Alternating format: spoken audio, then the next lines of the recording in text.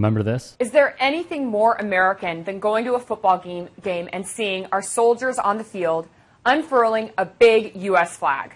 Well, new reports show the U.S. Department of Defense is actually paying the NFL millions, that's millions of dollars, to honor our troops at the games using your taxpayer money. When lawmakers, along with sports fans across America, I was appalled to learn last month that many of the ceremonies honoring members of our armed services at NFL games are not actually being conducted out of a sense of patriotism, but for profit in the form of millions of dollars in taxpayers' money going from the Department of Defense to wealthy NFL franchises. In fact, NFL teams have received nearly $7 million in taxpayers' dollars over the last 3 years from contracts with the Army National Guard, which includes public tributes to American soldiers, sailors, and airmen, and Marines. Spoke out. What prompted you to look into this? Well, so far, everybody's just kind of shocked. And let me say as well, I don't begrudge the NFL or any team from signing these contracts.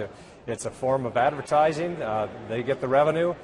Who I fault is DOD, Department of Defense, and the government for actually doing this. Right. Now, I can see the reason. I think we all can. The need to recruit, set up a recruiting tent or have a relationship with teams for that purpose.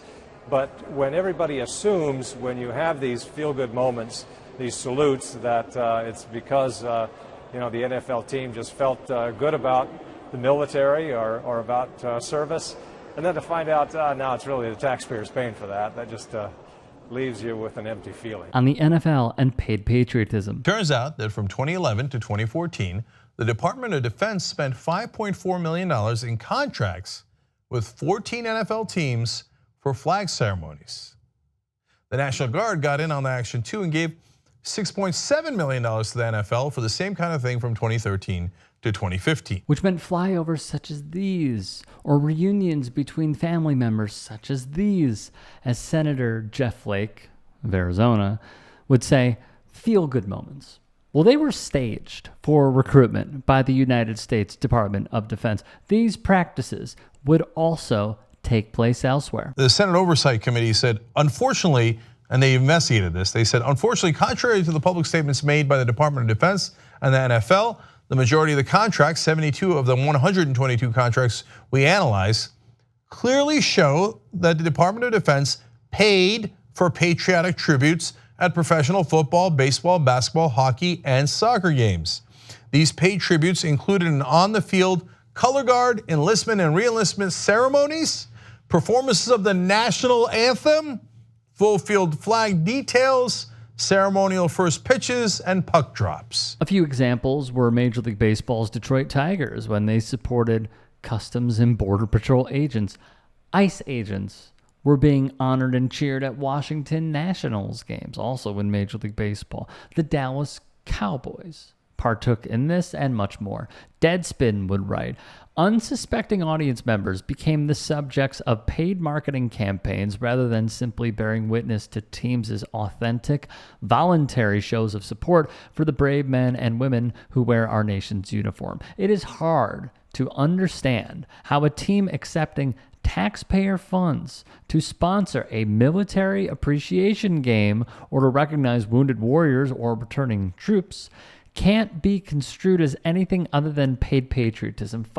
Funny enough, Joe Buck and Troy Aikman would mock this on a hot mic. It's a lot of jet fuel just to do a little flyover. That's your hard-earned money and your tax dollars at work.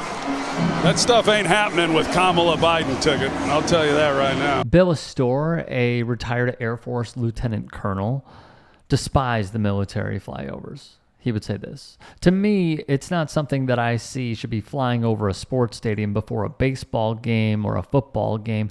You know, these are weapons of death.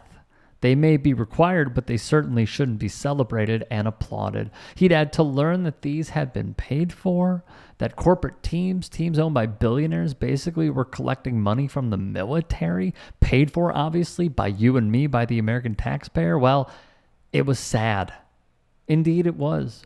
That's where we introduce, though, the supposed apolitical actor when he's talking to Fox News, and former WWE wrestler Dwayne "The Rock" Johnson. Steve Bannon of military.com reported in April of 2024 that a deal was inked for $11 million to, quote, be the premier partner for the UFL's inaugural season, which would start soon thereafter, and created a relationship between the Army and The Rock, an owner of the league. This came after the XFL and USFL would merge and become the UFL. Via Bannon, service planners behind the scenes spent much of the past year warning that the advertising bang for the buck simply was not there, documents would show. Internal data reviewed by military.com found that the Army estimated the UFL sponsorship deal would net only between 160 and 891 recruits. That wouldn't happen.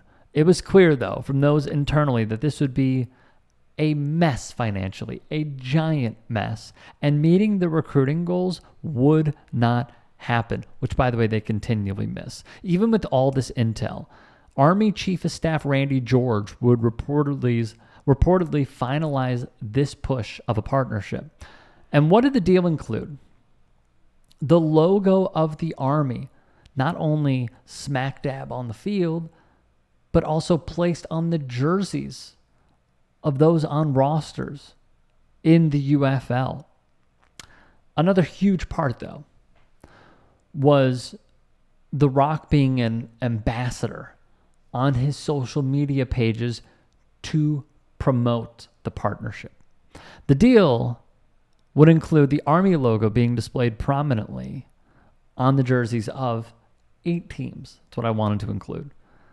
8 teams. However, here's the latest from ESPN. The Army is seeking to recoup money from an $11 million marketing deal with the United Football League and The Rock after the partnership failed to yield a single new recruit. And that's according to military.com. They are citing Army documents, by the way. From a social media perspective, Front Office Sports would have more. Internal documents reviewed by the outlet show the UFL co-owner made only 2 of the 5 social media posts the parties agreed upon. Not great. The Army valued Johnson's IG posts at $1 million a pop. Clearly, it didn't work out. From Bannon, the UFL deal was so catastrophic it led to a projected loss of 38 enlistments. An internal review of the plan would show Army planners use a ton of metrics to judge whether time and money could be better spent in other efforts, and the effort and resources spent on the UFL were seen by the service as a net negative for recruiting people. And guess what? They were vindicated in those reports. The underlying issue goes as follows, though. Having previously relied on traditional means like linear TV commercials, organizations like the Army are trying to find different avenues to reach a younger generation via social media. One thing that doesn't help them is that they are not allowed to do so on the biggest platform of all, TikTok. Colonel Dave Butler told military.com, in terms of The Rock, it's unfortunate he was pulled away at a time when we expected him to be present with us to create content for his social media. The Rock remains a good partner to the Army, so good cleanup there at the end. From the Daily Beast, this is outrageous. The failed deal comes after the National Guard blew $88 million on a partnership deal with NASCAR. That also yielded 20 recruits, according to USA Today. How exactly they come up with those numbers beats me. To give an idea of viewership via Front Office Sports, its championship game in June averaged nearly 1.6 million viewers on Fox. Dwayne "The Rock" Johnson purchased the XFL along with his former wife and business partner and Redbird Capital Partners for $15 million in August of 2020. The league had filed for bankruptcy in April of that year. Johnson, Garcia, and Redbird now share 50% ownership of the UFL. The other half is owned by Fox. I'm sorry that my dog is continually barking. No idea what's going on there. So it's very interesting to me that when it's kept under wraps and behind the scenes and it's not just in your face as a partnership, it was seen as a positive, and these feel-good stories that were written about time and time again, and the tweets went viral, and Inside Edition dedicated a piece to it, and ESPN would have different pieces on this as well, where someone who was fighting overseas for the right to kneel, they would be fighting, and they came back, and it was such a joyous occasion, and everyone is all smiles, and everyone in the stadium gets up after they go take a dump during the national anthem, and they applaud and, hoorah the entire thing. But then we learned that it was all fugazi, and it was all nonsense. And now that the partnership was announced, granted, it is not the NFL, it is the UFL. They are supposedly getting a net negative. I find this to be rather peculiar. What I also find to be interesting is, did The Rock and his team forget, or was he implored to not do this? Because they take a look at all of these metrics, especially when it is a mega A-list celebrity like this. They want to know what works and what doesn't. Did these have a net negative on him? Could it potentially be worth it to not honor his part of the deal?